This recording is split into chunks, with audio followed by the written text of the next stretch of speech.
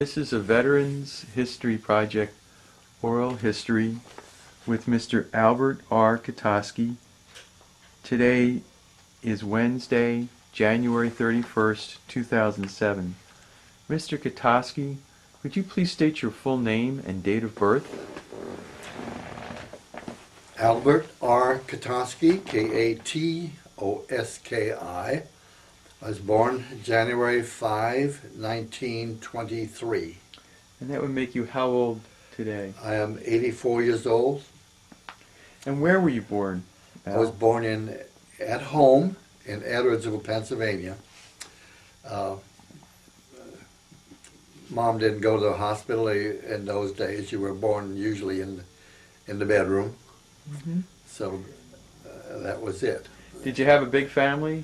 We had 4 children, 1 sister and 3 brothers. I was the youngest of the 4, and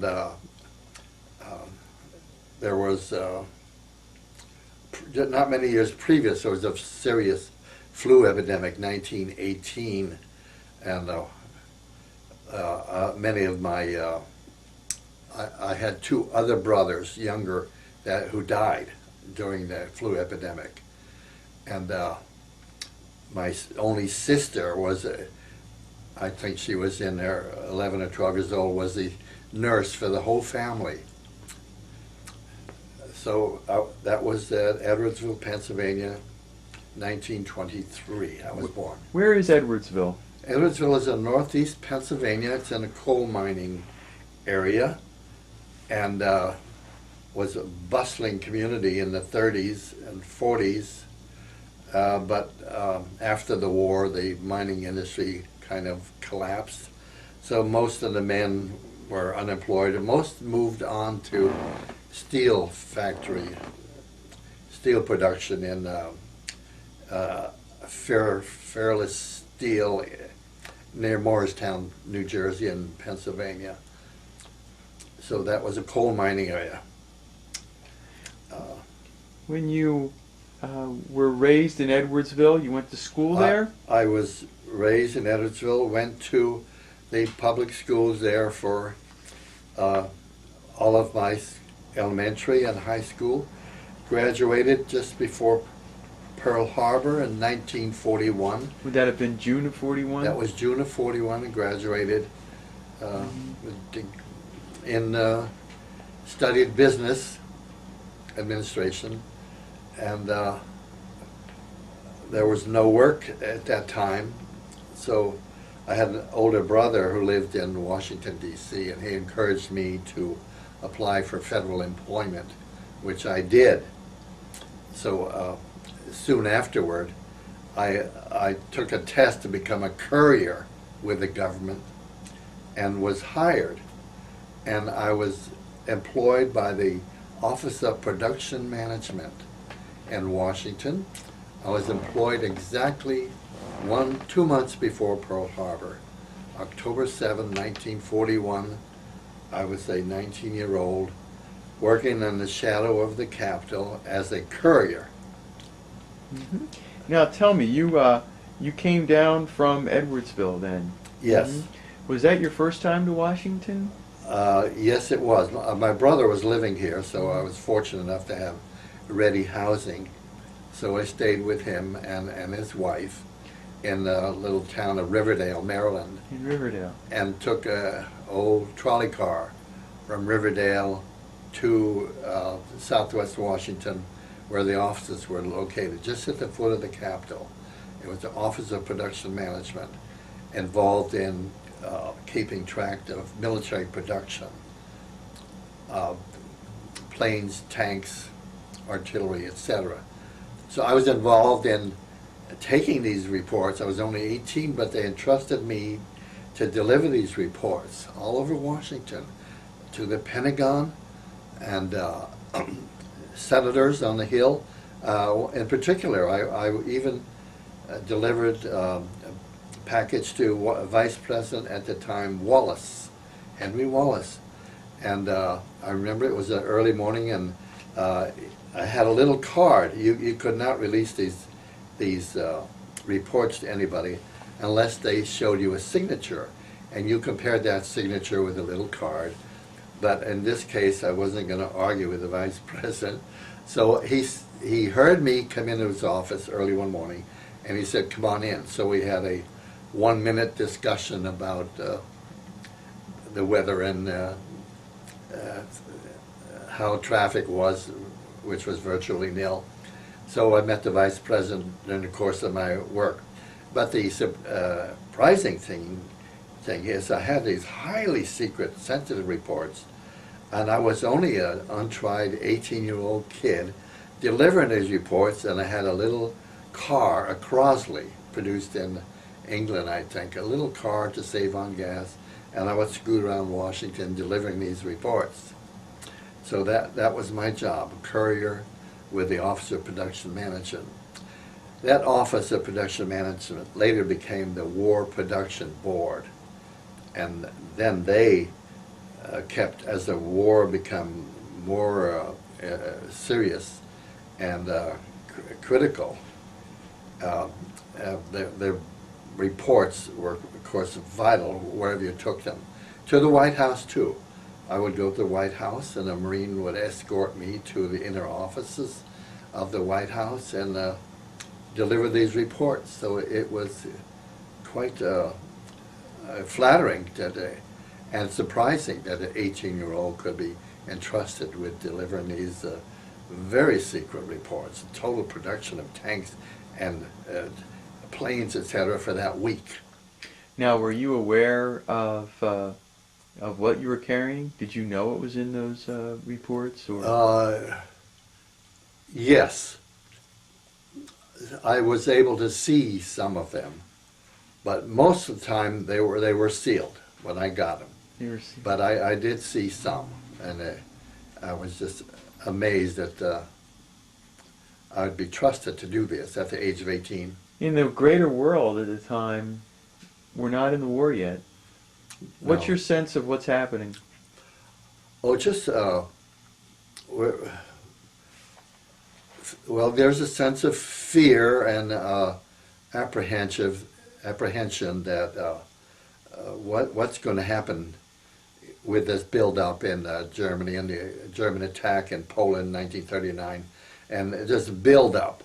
But one thing is that there really was not much public support for going to war. In fact, I think it was 80% I'm guessing this, 80% against going to war. We're still remembering World War I, the horrors of World War I, and particularly what happened to England. And so the public is not really behind the president on this Lend-Lease business, sending goods to, military goods to England. So, but despite that, and it was the Pearl Harbor, December 7th, that changed things. But now, before Pearl Harbor, about what time did you get? You said July of 41. Did you come down to? When did you come down? I came down in October. October. My first day of employment with the OPM was October 7th, 1941. Exactly 2 months before Pearl Harbor. Innocent, going to work and delivering these reports, not knowing what's going to happen. But really, it was always in the back of your mind, that you saw the newsreels about what the Nazis were doing, and it was pretty scary, and thinking, that England's next, and who knows after that. Where were you on December 7th, 1941? Do you remember what happened? Yes, it was a Sunday. I was living in Riverdale, Maryland with my brother and wife, and I'd like to jog. I was maybe a precedent maker or whatever, but jogging wasn't popular in those days. But I lived in Riverdale, which was near the University of Maryland campus at College Park, and there was a railroad that went from Riverdale to College Park. So I was jogging along this railroad track, and And I would just remember a man driving by yelling that America has been attacked. We are at war. So I'm wondering if he knows what he's talking about. But so I ran home, and my brother verified. He was listening to the radio and said, yes, they did hit Pearl Harbor, and we're in big trouble. Now, your brother, how old was he at the time? Probably in his 30s. He's older. Yeah, he was about in his, he's my big brother, about in his 30s, and he worked for the Department of Commerce in Washington. Mm-hmm. Now, immediately after Pearl Harbor, what did you do? I continued my work. It was the Pentagon was under construction, so I had spent a lot of time. The Pentagon was just starting to be built, so I spent a lot of time delivering reports over there, and then that was about it. By the way, how did you get over there? Did you drive? Did you have your little car? Over to the yes. Yeah. It was I can't remember the horsepower, but it was not much bigger than these little motorbikes they have today. So we got around with this little Crosley. Maybe it's like they call them Austins also. Mm-hmm. Austin, very small cars. It had to be, gas was of course scarce. So that's how I got around with it, with this little Crosley car, with a big briefcase. And, you had all those documents going around. So you're delivering that. You're 19 years old, and you're thinking to yourself, what you're continuing on to do this work for a while. You still living down here with your brother? Yes, staying there, and I wanted to. I went to the Coast Guard to enlist. Okay. But they said my eyesight wasn't good enough so I didn't pass the eye test. So I just said, well, I'll just wait for the draft, and then I received my draft notice. Now it looks like do you remember about when you got your draft notice, Al? I don't remember the exact date, but it was just early in '43. Okay. And you got your draft notice, and that arrived. Did that arrive in the mail? In the mail, just like. And what did the draft notice tell you to do? To report to an armory in Hyattsville, Maryland. And did you? And I reported there, and they gave me, I think, a cursory examination, and they said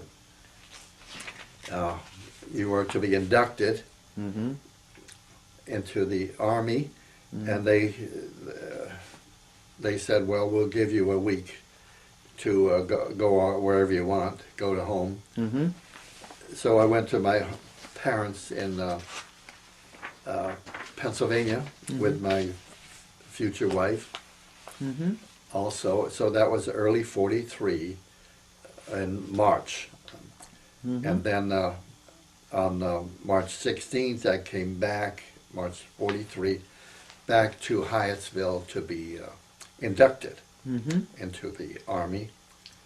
You went to Hyattsville? Hyattsville, Maryland. And did your future wife accompany you there? No, she lived in Washington D.C. and I was all alone. But the most memorable thing happened as we left the Armory. They gave us a bag lunch, just a sandwich, and the first bite I took, I broke a tooth. I had a denture. I had a denture at the age of 18. Poor dental care. Anyway, I broke a tooth. So I don't know whether that was portended bad news or whatever, but I just remember breaking a tooth. I was not too happy about that, breaking a tooth on the first bite of Army food. First bite. And that was right there at the armory itself? Yeah, we were on a train. We went from Hyattsville to Fort Meade, I don't know if it was Camp Meade at that time, Okay. but Camp Meade, Maryland, to begin processing. Now, and on that Camp Meade, was it all a troop train? It was Up to Camp Meade? all troop train, yes. Okay. So Just a short hop from. just a short hop. And what happened when you got to Camp Meade? Well, that's when they gave you all sorts of tests, Mm-hmm. mental aptitude tests, Mm-hmm. and all these shots for the first time, which were many, and Mm-hmm. Mm-hmm. so we were tested rigidly, intelligence IQ tests of various kinds, and then we went. That was several days before we were notified to get on a train again to go to Camp Butner, North Carolina, which we didn't know where we were going. We just know where we're going on a train. All right, that's interesting. Tell me, so your Camp Meade, what did you stay in at Camp Meade? Do you remember? It was just a, well, at that time it was a new barracks, but just in the barracks, wooden barracks, cold. It was March of It was '43, March right? Now, I was going to ask you, the train you were ordered after about 4 or 5 days. By the way, are you marching while you're at Camp Meade, or are you just taking it easy? Not much. No, only marching between buildings. No close order drill. They just kept you moving along. Yes, Now you moved then to Camp Butler. Butner. Butner, spell that for me. Butner. Okay. Now how did this come about? What did they tell you at Camp Meade? They said, we are going to Camp Butner. You will be in a infantry division, unnumbered infantry division. That's it. You were totally in the dark, and went on to, it seemed like, I don't know how many hours it was, but it seemed like days. It was probably 17, 18 hours. Very slow. On this train. Yeah, Was it an all-troop train? all troop, yes. So it was full of people from Camp Meade going to Camp Butner. You got to Camp Butner. What's it like as you get off the train at Camp Butner? Do you remember that? It was very depressing. In the middle of nowhere, there was no station, of course. You were dropped in a field. You just got out in this muddy field, and there were tar paper shacks, it looked like.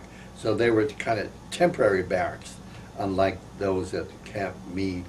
So these little, much smaller barracks had tar paper roofs. It was obvious they were just thrown up in a hurry. And then they had wooden sidewalks, so you walked from the muddy areas to this area. So the idea is to isolate you. For all of us with communicable diseases, they wanted to be sure if you had them, you would pass them around there to whoever had them. So that was the idea, is to isolate you. And but there was not much going on. They just fed us and kept us apart, and there was some reading material, but that's all you could do. Do you remember? Are you in some kind of a uniform at that point? Do you have a? We were in uniforms from Camp Meade on. Mm-hmm. What do they look like? What do they feel like? What were they? You remember? Well, yes, they were wool. They call it OD, olive drab. They were drab, and it was not one size fits all, but they try to have small, medium, and large. And they would look at you and say you were a medium, and they would just give you everything medium, hat to shoes. So, but they were, they were reasonably warm and comfortable. So we were well clothed, and they gave us a field jacket, keep you warm. It was a wool field jacket to keep you warm also. You're and at Camp Butner. About where is that in North Carolina? Do you know? It's near Durham, and like between Durham and Raleigh, North Carolina. Okay. But the closest little town is called Creedmoor, Creedmor, a little tiny wide spot in the road of way out in tobacco farm area. What's happening at Camp Butner? What else? How long are you there for? Well, we got there for, they were waiting for us, a cadre of experienced guys who took us in hand, and so they would lead us around. But one memorable thing about going from the tar paper shacks to permanent barracks is the sorting process. So they took us out in this enormous field, and so we're all standing out in the mud, and they would read names, and they would say, I mean, hundreds of names, and say, "You, the following will go over here." And they went over there, and that was infantry. The majority were placed right into the infantry, and they went into the field artillery, and then what they call special troops. That would be the signal, the medical, and the mostly that signal corps and the medical people were kind of separate. So I don't know what the criteria was for determining who went where. I like to think it was IQ, but that they were saving us aside to special troops because maybe a higher level of intelligence was required for the training. I don't know, I'm just guessing that. So that's what it was, a sorting process. But the vast majority went to the infantry. Mm-hmm. Oh, it's coughing here. That's okay. So when you're after they're sorted out, and what happened to you at Camp Butner? I was sent to the medics. I should get it. Mm-hmm. A cough drop. Camp Butler, right, or Camp Butner, and how did you get set aside again to be a medic? Again, I like to think it was IQ that they separated, Mm-hmm. because the schooling we later got, the training, was really technical and in-depth medical, Mm-hmm. medical terms and anatomy and physiology and materia medica, all the pharmaceuticals and all that. So that was the only thing I could think of. They just sorted us apart and said, well, we want to be sure people are able to absorb this material. So that was where we went from the tar paper shacks to the other more permanent ones with paved roads and all of that. All right. But we got physical training first. You had to be in shape. And in the meantime, we would also get this accelerated medical training. Now, this is about what, April of 1943? Do you remember? Probably. Yes, April. Right, April to the whole rest of the year. And this is all at Camp Butner. Camp Butner, yes. All right, so you get to Camp Butner and you wind up moving into more permanent quarters, right? Yes. And before you're set aside to become medics, do you go through the physical training? They're simultaneous. Simultaneous. Yes, they're running us, marching us at the same time, feeding us well. I went from 145 pounds to 175 in a short time. So they're feeding us well, training us physically, and then we had the mental training, your specialty training. I was a surgical technician. I was classified to be a surgical technician. Tell me about what's your day. Give me a typical day at the camp. What would it be like? Typical day was you rise 6 a.m. and you would get out in sometimes with a pack, a heavy pack, sometimes not, and then you would run for starting with 1 mile and up to 5 miles, and then there was breakfast, and then you'd enter your other training. Engineers would go into bridge building and things like that, but we would go into the medical training. It's quite intensive by doctors. There was no intermediaries. One doctor was from Minnesota, Captain Casa, and another doctor from Philadelphia. I forgot his name, Dr. Brennan. I forgot his first name, but they were fantastic. They tried to take this, taking their surgical medical training that they had to become doctors and trying to relate that for a fast training of somebody. Your main job was to be able to stop major wounds. So they weren't training you to be a brain surgeon. You were trained to stop bleeding, administer morphine or whatever, patch them up, and get them out of there. That was their job for a combat medic. This all took place at Camp Butner, where you learned how the basics of this. Yes. Now, were you, first of all, in your barrack life, what are the barracks like? They're wooden barracks? Wooden barracks, 2 stories typically, probably 30 beds on each side, 60, so then 60 upstairs, that about 60 per barracks. And they'd initially we were integrated.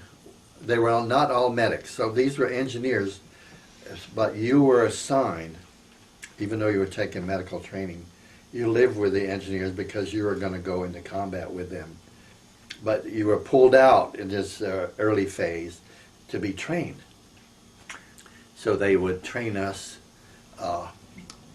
in a schoolroom setting, and my engineers went about their business learning how to build bridges. So you were actually quartered with the engineers? Actually quartered right from the beginning. And so when they parsed people out, when they put people who were going to be combat riflemen, they were separate. They were going in their own direction? Right. They were separate, a whole separate area. Incidentally, it wasn't very long after that all those infantry men, or not all, but a majority of them were sent to Italy. There was Anzio, very bad situation. They had to throw in American troops real quick. So these were barely trained troops that they pulled out of the 78 and sent to Italy, to Anzio, and many of them didn't make it back. So in the meantime, they got more people from Meade and elsewhere around the country to fill up those ranks for the infantry. Meanwhile, the training for the medics and engineers went on. Now the engineers are off doing their thing, and then part of the day you're learning the finer arts of becoming a combat medic. Yes. And you said it was classroom activity? It was classroom, probably 4 hours a day, intense and technical training on anatomy and physiology. And they were excellent. The doctors didn't give you a textbook and tore you loose. They summarized. They said, this is what the brain is, this is what the brain does, and this is what you have to look for in cases of shock and things like that. So they related their very technical expertise to a level that we could understand. And you're learning about, at the same time, how do you learn to be a medic? What do you, besides the books, what do they do? They had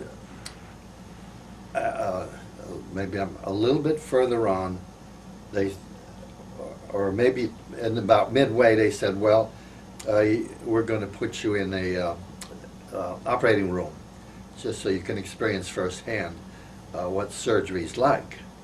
So they would put us in the hospital individually. I said, just go to report, so Dr. So-and-so, and you're just going to be an observer. So they gave us the gown and the works, and you had to scrub in like the doctors, and you would watch surgery. It was a shock to suddenly go from the classroom. You're in this operating room watching that. I guess it was get you used to seeing blood. That would be one intent, and to work with the we didn't work with the surgeon yet, but we were just to observe at this point. One, I don't know, it was a humorous anecdote, but one surgery I was witnessing, and a spinal anesthesia had to be administered. And so the doctor, anesthesiologist, came in, and I watched him do it, but he was looking to his left, and the patient was in front of him. And he was administering this anesthesia spinal and looking to his left. So the surgery went on and all that. I said, why was he looking that way? He said, because he's 80% blind. They were using, they had to use anybody, but he was a doctor. He was doing it all by feel. He was administering, checking the vertebrae and where to put the needle, etc. So anyway, it just illustrates the, if you were a doctor, you were badly needed. But he was efficient from what I heard, but that was a shock to see somebody doing a procedure and looking the other way. So. Do you remember where the hospital was that you went to for that? It's right on the base there. On the base? Yeah. But the base, by the way, is now a prison and a psychiatric ward, hospital, like. Mm-hmm. But. How long did your training go at Camp Butner? Do you remember? I should remember it. 43. Right through all of 43, and I can't remember, we went on maneuvers in Tennessee. What the Army tried to do, I think, is to expose you to weather conditions in Tennessee similar to what you'd get in Germany, and on the calendar. So they were planning, I think, for November of 44, and then November of 43 we were in Tennessee learning to get used to the weather. Probably a year hence they had its program to be in Germany at that, a year hence. So that was, I never saw that in writing, but that's the way it worked out. The weather is very similar, cold and damp and chilly in November. And that's when we ended up in Belgium and Germany, a year later exactly, with almost the same weather conditions. How did you find out you were going to go for these maneuvers, and how did that all come about? Do you remember? And how'd you get there? We gathered in trucks. And a large number of trucks, I can't remember how many, but they would just pack us, and they would have a list of who goes first and all that. You had to go, the troops that were going to set up things went first, and they would organize things and also get clear with the public down there in Tennessee. They would go first, and then each you would leapfrog. The different units would then follow by trucks all the way from North Carolina to Tennessee. Hmm. How now? How long did it take to get there? It took 2 days, and we would stay overnight along the road, along highways, Yeah. and just stay overnight and Where'd you stay in? just on the ground, in with your shelter half. You know, You had a shelter half, huh? yeah, that was it. You just stayed on the side, and then got up the next morning, and they would go on. At one point I was assigned to. They asked me if I wanted to be a road guide. That is, we were going through the mountains of Tennessee, very high and very curvy, and it was night, and they wanted to be careful that no trucks went over the side of the road. So you had to wave them down with a car to slow down. Risk it at great risk. The trucks are wheeling around. So at one point, it was like I was dropped at this point in the middle of nowhere in this mountain, and a few trucks came, but as it became light, a man came out of the woods. He could have been right out of hillbilly, whatever, but he had a typical Tennessee hat on, and he had a container of coffee and some biscuits, and it was just getting light, and if that was the best tasting coffee I think I ever had, Isn't it because nice? I'd been freezing. It was I forgot what month, but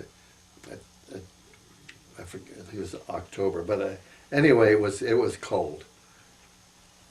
So this man brought me that food.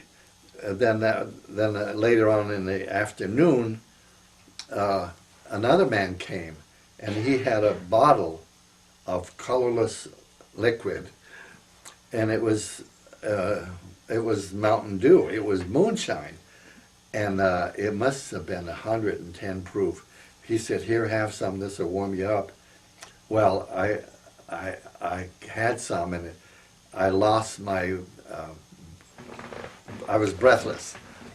I was practically riding on the ground. It was so powerful, so I could barely talk.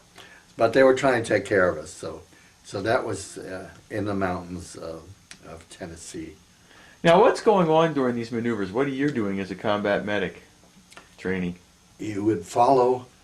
They would have two. You had a reds and the blues. You had a marker on your helmet, red or blue, and the blue was the enemy. So you were the reds, and you had to do, as you would in combat, you had to seize a certain objective. So the infantry would be doing that, and the engineers would have an exercise. You would have to cross a stream or a river as part of this operation. So I would just go with the engineers. I was assigned to a platoon. A platoon would be about 60 men, but it had 3 squads of 20, about 20 in each squad, so about 60 men with 3 squads. And it was my job to follow the squad that had the most dangerous, what I would think would be the most dangerous job, to render medical care as needed. But it was very difficult because they never knew what they were going to run into, nor did I. So I would kind of guess which squad to go with. So they went 3 ways, and I would go with one or the other and render whatever. So there were the normal accidents you would get with construction, you know, saws or hammering, crushed fingers and things like that. So I did that, followed them on their maneuvers.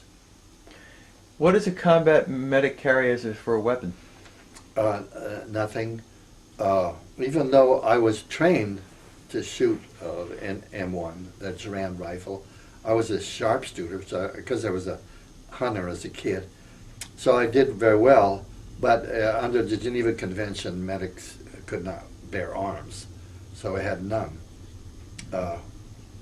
There were some cases, I don't remember particularly in combat, where medics that carried a pistol supposedly were shot and the pistol was put in their mouth. But those are stories you hear.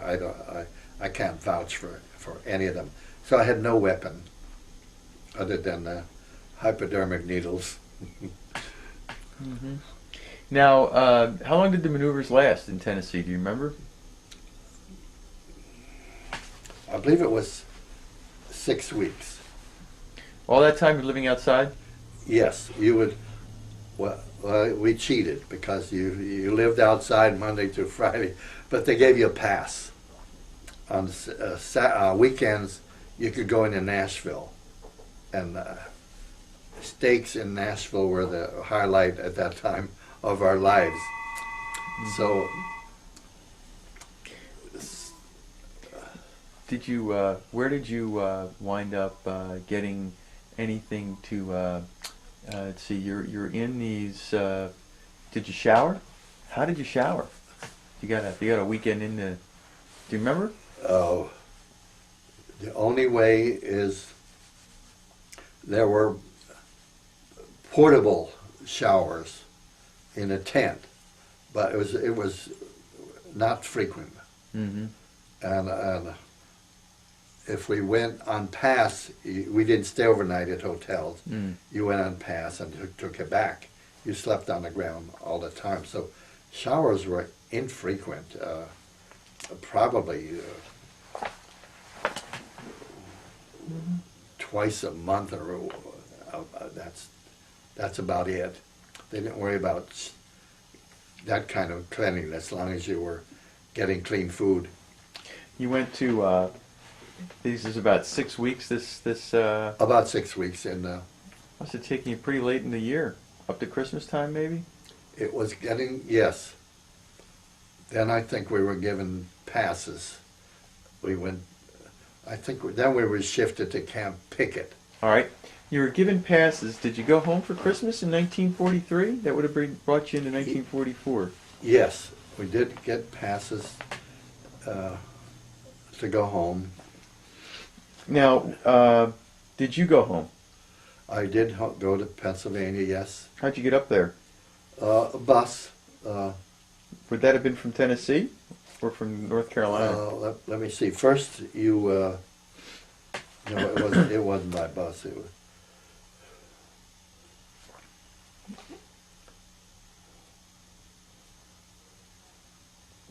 Yeah.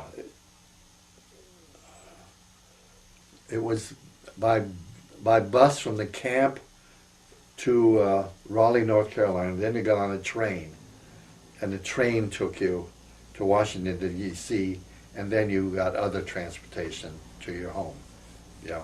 So they had what they call very unsafe buses. They were like detached, like a semi-trailer, except they were windowless, and you had benches along the side. And so they would run those for a very small fee. You could go from Raleigh to Washington for a few dollars. But it was a long, uncomfortable ride on wooden seats. But who cared at that time? As long as you were getting off base, that was the main thing. You went home, and what was your relationship like with your family during this time? Did you write them? Had you communicated Oh yeah, with I them? wrote to my mother often. I wrote to my wife very often. My mother occasionally, but I didn't correspond with my two brothers much. Just my mother. Mm-hmm. Now, after your leave was done in 1943 around Christmas time, what did you do? 43. This would have been Camp Pickett you were getting? Yeah, into? we were in Pickett, and then Where is that? at Virginia near what city? Camp Pickett. Okay. Camp Pickett, Virginia. What's happening in Camp Pickett, by the way, Al? What goes on there? That's a staging camp where they get you ready to move on to the port of embarkation before you leave. So that was intended intensify your training, finalize your training, get you supplied, and move you on to Camp Kilmer, New Jersey, where you're going to get ready to embark. Do you remember how long you spent at Camp Pickett? I should know. Not exactly. So this would have been early 1944? Yes. And then Probably 5 months. 5 months at Camp Pickett? Yes. So how would you describe the difference in the training at Camp Pickett versus what you got at Camp Butner and the maneuvers? It's a little bit more advanced, and the medical training was more advanced. And then I did more work at the hospital. Butner was an initiation into operating room techniques. Pickett was intensified. What'd you do? Do you remember? I would assist. I assisted at least. They wanted me to assist at one surgery, so they taught you to hand instruments to the surgeon. One thing I remember vividly is you didn't hand it to him, you really knocked it into their hands. Pow. When you gave an instrument, you really let them know they had it. So I did that. So that was in Pickett more intensified and a little more detailed and comprehensive training. And at Camp Pickett, where did you stay? Where did you stay in Camp Pickett? It was the same sort of barracks that the permanent ones at Camp Butner. Just regular, typical Army camp with the asphalt driveway, roads between. But the physical part was also intensified. They wanted you to be able to march long distances, and also to move short distances fast. In other words, double time, to run for 5 miles, not all 5 miles, but run one and jog another one and run. So they were really building up your stamina at that time. Still with the engineers? Still with them all the way. There were no maneuvers, but just living with them and getting ready. They would, the engineers would tease the medics. They called us pill rollers and bedpan commandos at that time. It was only when you got into combat that they started calling you Doc. Yeah. Everybody called me Doc, but at first you were bedpan commando or a pill roller. So that was just good-natured. You dealt okay with that? Didn't bother you? No. How did you like the training for being a medic? Did you like the idea you were becoming a medic? Oh, I did, and I sometimes wonder why I didn't continue, but it was just fascinating. I have a notebook. I'll show you later. The depth of the material. It's quite intense or detailed. Were you with assigned any specific division at this point? Did you know? It was all the 78s right from the beginning, right from the muddy places where we sorted. It was the 78th Division. Was this the birth? Was this the actual birth of the 78th Division? That was the birth of the 78th Division. Yes. Really? So you stayed with the cadre right from the beginning. Its birth right until Berlin. Did everybody? Was that those first few days the train trip to Camp Butner? Were these the first folks who were actually arriving to begin the 78th Infantry Division? There were some preceded us, like the cadre was there. Yeah. But Earlier. Really they got those from all over the place. They were the trainers. Who was the commanding general of the 78th? Do you remember? His name was Edwin Parker. He was a major general, a wonderful guy. I got lots of pictures of him in speeches that he made. Really admired him. One incident with him, we were marching once in North Carolina, extended long march, and it was August in North Carolina. I think it was very, very hot, and we were on a 25-mile march, and the men were falling off on the side because they were fainting or else they were getting blisters. So anyway, I was patching one of the guys up, and the general's car pulled up. So 2 stars on the car. The generals were like gods in those days. You treated the general as a demigod almost. But he asked me, how are things going, son? I said, well, I said, too many of them are not dressing their feet properly. They're not wearing the right kind of socks. And I said, some of them are drinking their water too quickly. And he said, but overall, he said, how are they doing? I said, well, I think okay. But I had to run along, catching up with all these guys. So I was in very good condition. So he said, get in the car. We're going to pull up to the front, and so you don't have to be running up to catch up. So you can imagine this general pulling up to the front of the column, and the company commander and the platoon commanders are there, and I get out of the car. They were wondering, what could be going on with this lowly medic getting out of a car of the general, over 15,000 men. So that was an interesting little episode. When you're doing this, and these long marches in North Carolina, that's all part of that training, right? Yes, as well. And Tennessee, and then back up. Then you're at Camp Pickett. More intense training there. Force marches, training. Force marches are good. How many miles would a force march be? Well, the longest I remember is 26 miles.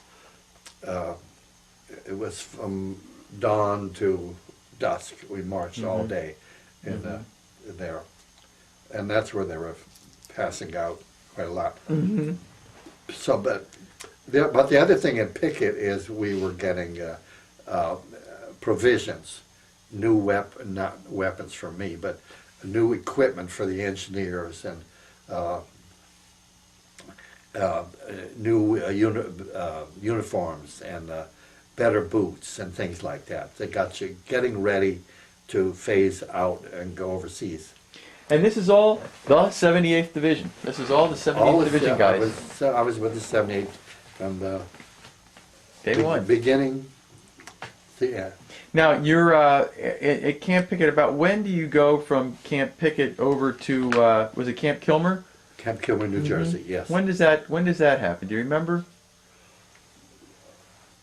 That was pretty quick. I think it was maybe November 1st, early November. How'd you guys get up there to Camp Kilmer? That was by train. And dropped us off, and I didn't get a pass, but some were able to go to pass New York City for the night, one night. But it wasn't very long before we stood formation, and the captain said, you have now stood your last retreat in the United States.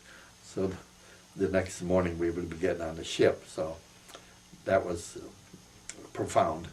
Yeah. You were leaving past the Statue of Liberty. What was the ship that you got on? Do you remember? It was the SS John Ericsson. John Ericsson was a Swedish luxury liner at the time in the 30s. transatlantic travel. It was a I don't know what level of expense, but it was a pretty good, a very high quality. The furnishings and everything else were very nice. We were lucky enough to, most of the infantry guys, they always get the short end, were in the bowels of the ship on those racks, those shelves that you often see. But the medics, being a small group, only 15 of us, were able to get a stateroom with a bed, which is why they gave us a real special treatment. So we slept in beds for the trip across. 12 days. On that ship, was it just the 78th Division? To my knowledge, all 78, yes. 78th. A mix of everybody. Infantry. Mm-hmm. And everybody else that was assigned to the 78th. Now, you mentioned also about 15 medics. Was that the total number of medics assigned to the 78th Infantry Division? No, that was the total assigned to the 303rd Engineers. To the engineers. They had medics everywhere, obviously. Right? Yes. The artillery had their... Right. But these are the guys assigned to the engineers. So you knew the engineers really well. Yes. You got to know them really well. For the... Yep. We were with them for the duration. Right, sir? So of the 15, there would be, like I said, 3 squads, and there would be 3 platoons. So they would have 1 medic for each platoon. Mm-hmm. So then that would be 1, 2, 3 companies. So that would be 9 would be on the line. 9 of us would be combat medics. They call us company aid man. Mm-hmm. We would be on the line, and the others 6 would be the doctor, a dentist. They would be further behind. They wouldn't be on the front lines. They wouldn't be on the front lines. No. Right there. Mm-hmm. And that's where we would take, when we had an injured, that's where we would take them. That's the first stop. You'd get them on a Jeep or whatever and take them there for the second level of treatment. Mm-hmm. So that would be the doctor. We had a dentist there, and a dental assistant, and administrative people, and a supply guy, and an ambulance driver. So I think that was about 6 behind. On the ship ride over, this was about what time of year again? It was November, 44? late October, early November. I have to, that's about it, yeah. Late October, early November, and you are on this ship, and is the ship convoying with other ships, or is it? It is a convoy. It's a convoy. Yeah, and this was the largest ship of the convoy. Many other transports, Liberty ships and things like that. How many? There were a number of ships in the convoy, right? You said? Yes. And how long did it take you to get across the Atlantic? I believe it was 12 days. 12 days? Yes. And did you have to do any special maneuvering to get across the Atlantic? No. It was. No. No special. It was. Fortunately, we didn't have any major storms, so it was one of the routine crossing. Did you get seasick? I did not. No. Felt semi-sick most of the time, but never really got sick. Good. And where did the ship take you to? We landed at Southampton, England. In Southampton? And stayed there one day, and then went to a place called Christchurch, further on inland, where we were stayed and got more provisions and things, getting ready to go into the front lines. To get ready to go to the front lines. Okay. So, but there wasn't much going on in Christchurch. It was just mostly just staging, getting ready for the next stage of moving toward combat. Well, we're going to finish that. We'll finish on that right here, that you're in England and getting ready for combat, and then we'll pick up with the second part of the videotape next about your experiences on the continent. Okay.